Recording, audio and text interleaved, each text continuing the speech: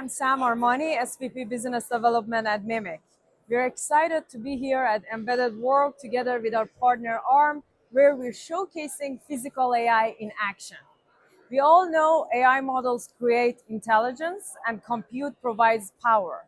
But what really operationalizes agentic AI is execution.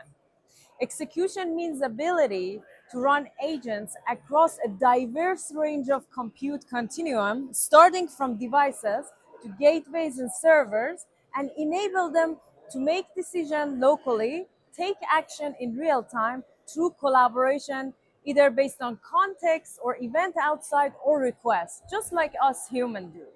Here we have a diverse range of devices, ARM-based, from cameras to Windows laptop, Android tablet, NVIDIA Jetson, Raspberry Pi based robots, and rovers.